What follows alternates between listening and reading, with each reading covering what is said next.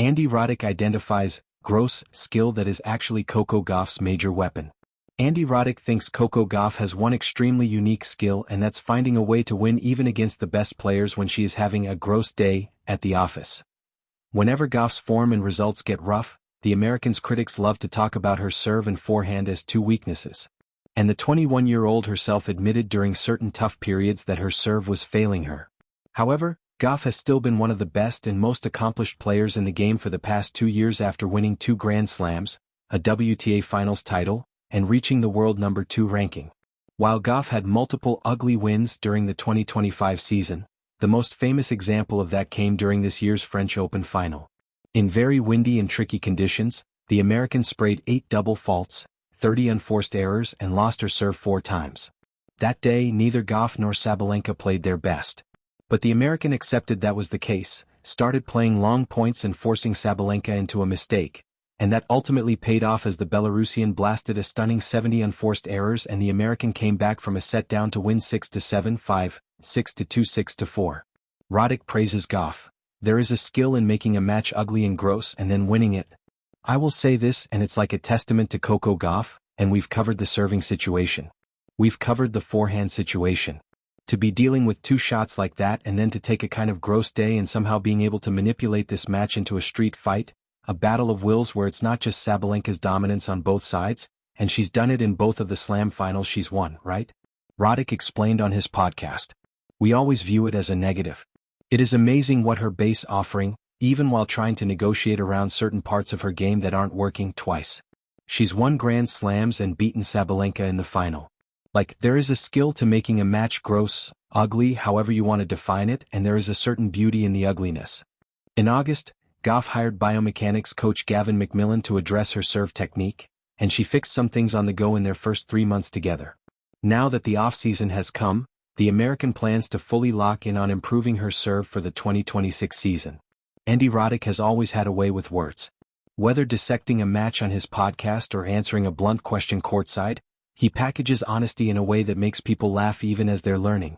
So when the former world number 1 and US Open champion described one of Coco Gauff's most valuable skills as gross, it naturally caught the tennis world's attention. Gross. Gauff? The 21-year-old phenomenon whose game is sculpted out of speed, power, and athletic precision? Roddick wasn't insulting her, of course. He was praising her, the Andy Roddick way. He was talking about her defense. More specifically, her ability to turn horrible, ugly, desperate defensive positions into points she has no business winning. The kind of scrappy, awkward, stretched-out scrambling most players try to avoid, and Gauff weaponizes. Roddick has seen a lot of great defenders in his time. He played in an era with Rafael Nadal, Leighton Hewitt, and Novak Djokovic. But even he admits that Gauff's capacity to extend rallies, retrieve the unretrievable, and flip defense into sudden counterpunch offense has reached a level that he finds gross. Gross in the best possible way. Gross meaning, how on earth did she get that ball back? How did she turn that into a winner? How is her opponent still running when she should have been celebrating an easy point? In Roddick's mind, this messy, exhausting, infuriating resistance is the foundation of Gauff's rise. The art of scramble tennis. Coco Gauff has clean strokes, yes. A revamped serve, yes. A forehand that still divides analysts but hurts opponents, yes. But underneath all of that is a raw competitive instinct that thrives in chaos. Roddick calls it gross because it isn't pretty. It's not the slow-motion elegance of a Roger Federer backhand. It's not the fluid, balletic glide of Iga Swiatek on clay. It's more like a fire drill. Sirens blaring. Dust flying. A racket flicking out milliseconds before the ball disappears behind her. And Gauff doesn't merely survive these moments, she lives in them. Her opponents know it too. When you play Gauff, you're not simply hitting winners, you're asking yourself 100 times per match, is she going to get that ball back? And she usually does. That's the psychological warfare part of her game that Roddick insists people underestimate. A powerful lesson he learned during his own career flashed back to him while watching her. The most exhausting players aren't always the strongest hitters, they're the ones who force you to hit 5 perfect shots in a row just to win a single point. Gauff does that. Repeatedly. Relentlessly. Annoyingly. Grossly. The Gauff grip on momentum. What makes Gauff so dangerous is that her defense isn't just about retrieving, it's about controlling momentum. She drags her opponents into long, smothering exchanges, forces them to overhit, provokes them into impatience. When she makes that awkward, off-balance, sliding, lunging defensive get, she doesn't just neutralize, she shifts the emotional balance of the match. Suddenly, her opponent is the one questioning everything. How did that ball come back? Why did she have time to reset? Why does she run like she has a third lung?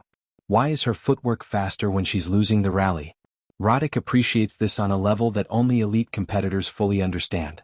He has said repeatedly that the ability to stay in a point long after it should be over is one of the rarest gifts in tennis.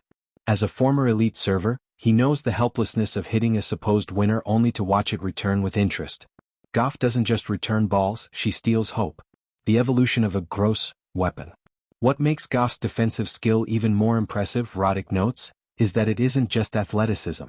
She has always been fast, but in the last 2 seasons she has layered tennis IQ on top of that raw sprinting ability.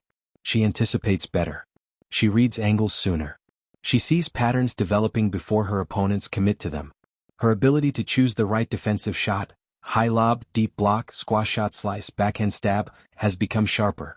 To Roddick, this evolution is what elevates her from a talented runner to a bona fide defensive mastermind. Her footwork has tightened. Her split-step timing is more precise. Her transitions from wide defense back into the center of the baseline are faster and more balanced. Each micro-improvement strengthens her larger weapon, the ugly, gritty, effective retrieving that transforms points and pressures opponents. If defense once looked like a fallback for Gauff, now it looks like a strategy. When gross turns beautiful. There's a particular point Roddick loves to reference, one that played out during Gauff's run at the 2023 US Open, her first Grand Slam title. In a key moment, she chased down a drop shot, sprinted through the doubles alley, scooped the ball, slid to a stop, reversed direction, tracked down the passing shot, and then smacked a backhand winner that sent the crowd into orbit. It was on every highlight reel for weeks.